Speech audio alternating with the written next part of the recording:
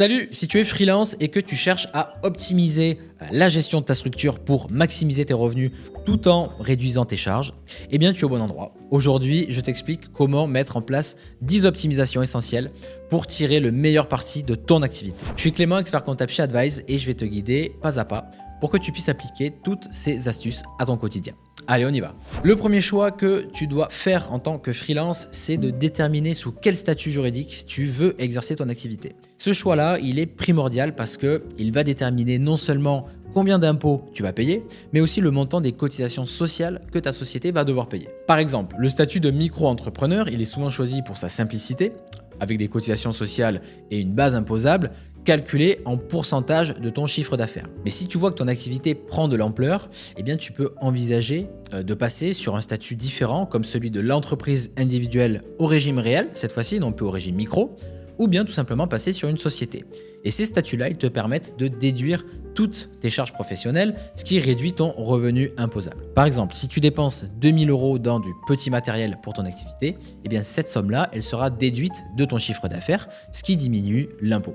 La clé, c'est de choisir le statut qui s'adapte le mieux à l'évolution de ton activité. Maintenant, une fois que ton statut juridique est bien défini, eh bien, il est temps de parler des notes de frais. Les notes de frais, ce sont toutes les dépenses que tu as engagées et que tu engages pour ton activité professionnelle et que tu peux déduire de ton chiffre d'affaires. Ça peut sembler être un détail, mais c'est un levier puissant pour réduire ton bénéfice imposable sur une société. Par exemple, chaque fois que tu te déplaces pour rencontrer un client ou pour une réunion, les frais de transport, carburant, train, avion, etc. sont des charges déductibles de ton chiffre d'affaires que tu peux payer avec la carte de ta boîte directement ou bien avec ta carte bleue personnelle, mais conserve bien les factures pour les transmettre à ton expert comptable et pour qu'il puisse les intégrer dans la comptabilité de ta société. Même chose si tu déjeunes avec un client pour discuter d'un projet ou quoi que ce soit, ce repas est également déductible. Supposons que tu dépenses 50 € pour un déjeuner d'affaires, eh bien cette somme, elle va être déduite de ton chiffre d'affaires, ce qui va réduire ta base imposable et donc ton imposition. Et pour faciliter la gestion de ces notes de frais, moi je te recommande d'utiliser des outils numériques qui vont te permettre de scanner tes reçus et de les organiser automatiquement. Donc ça, c'est un gain de temps énorme et ça te permet de ne pas perdre tes justificatifs. Advise d'ailleurs travaille notamment avec un prestataire de logiciel qui te permet de gérer très facilement l'envoi et le stockage de tes notes de frais. Ensuite, il va falloir penser à souscrire à une assurance professionnelle. C'est non seulement une sécurité pour toi, mais c'est aussi une obligation dans certains cas et dans certaines activités. La responsabilité civile professionnelle, donc la RC Pro, par exemple, elle te couvre en cas de litige avec un client. Imagine que tu causes par inadvertance un dommage financier à un client. Sans assurance, tu devras assumer les coûts de réparation toi-même, ce qui peut vite te revenir très coûteux. Tandis qu'avec une RC Pro, eh bien, ces risques ils sont couverts, ce qui te permet de travailler plus sereinement. Et ça, c'est une protection indispensable selon moi pour éviter des frais imprévus qui pourraient vraiment mettre en péril ton activité. Maintenant, abordons les déductions fiscales. C'est un aspect crucial d'ailleurs pour optimiser l'imposition, surtout quand tu es freelance. Donc si tu travailles depuis chez toi et que tu as installé le siège social de ta boîte chez toi à ton domicile, eh bien sache que tu peux déduire une partie de tes frais domestiques.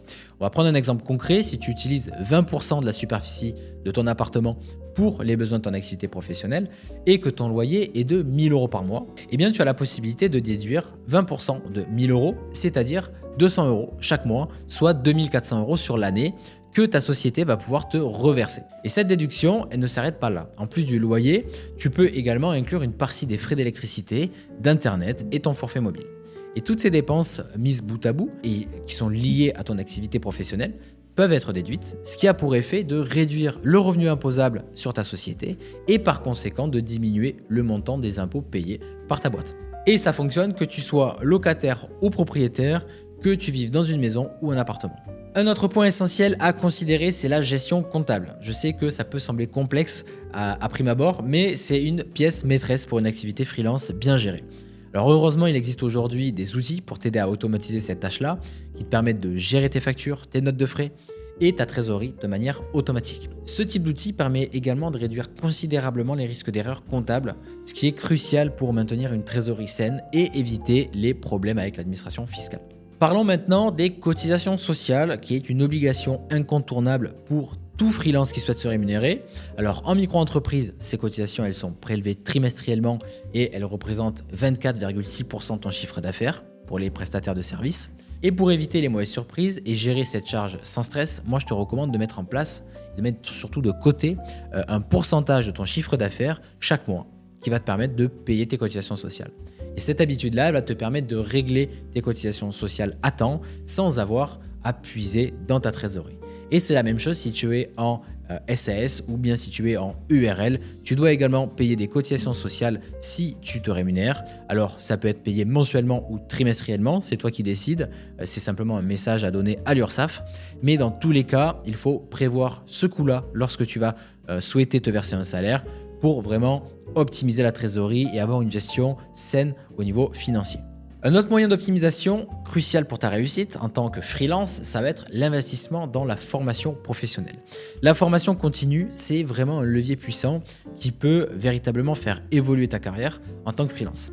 En restant à jour dans ton domaine, tu augmentes non seulement ta compétitivité, mais tu te positionnes aussi pour décrocher des missions beaucoup plus rémunérées et attractives. En France, il y a des dispositifs comme le FIFPL, donc le Fonds interprofessionnel des formations des professionnels libéraux, qui est là pour t'aider à prendre en charge une partie de tes frais de formation. Donc en investissant dans ta formation, tu ne fais pas seulement progresser tes compétences, mais tu augmentes également ta capacité à générer des revenus plus élevés par la suite. Et n'oublie pas que tu peux également utiliser tes crédits de ton compte professionnel de formation si tu as été salarié auparavant. On passe maintenant à la gestion de ta trésorerie. C'est un aspect souvent sous-estimé, mais pourtant la trésorerie, c'est le nerf de la guerre. Donc c'est absolument crucial pour la pérennité de ton activité. Une bonne gestion de trésorerie, ça commence par l'élaboration d'un budget prévisionnel. Ce budget va te permettre de prévoir avec précision tes dépenses et tes revenus sur l'ensemble de l'année. Et une fois ce budget établi, eh bien, il est également essentiel de maintenir un matelas de trésorerie pour faire face à de potentiels imprévus. Par exemple, je vais te conseiller de te constituer une réserve équivalente à 3 mois de charges fixes et tu pourras continuer à payer tes charges fixes même si un client tarde à te régler ou bien si ton activité connaît un ralentissement temporaire. Donc ça, c'est vraiment une gestion proactive qui te permet de rester serein même dans les périodes difficiles. C'est ce que j'appelle la gestion en bon père de famille. Pour aller encore plus loin dans l'optimisation de ton activité, il ne faut pas négliger l'importance des contrats. Les contrats, c'est une chose essentielle pour sécuriser ta relation avec tes clients.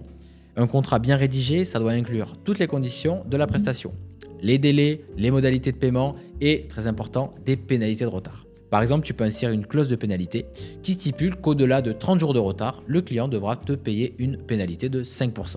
Ce type de clause, ça incite les clients à respecter les échéances, ce qui protège toi, ta trésorerie et donc ton activité. En clarifiant vraiment de suite les attentes de chaque partie, dès le début du contrat, eh bien, tu vas éviter les litiges, ce qui est crucial pour maintenir tout simplement une activité sereine et professionnelle. Enfin, diversifier tes sources de revenus, ça c'est une stratégie intelligente pour assurer la stabilité financière de ton activité. Si tu es consultant par exemple, tu pourrais proposer des formations en ligne, des e-books ou encore des services des abonnements.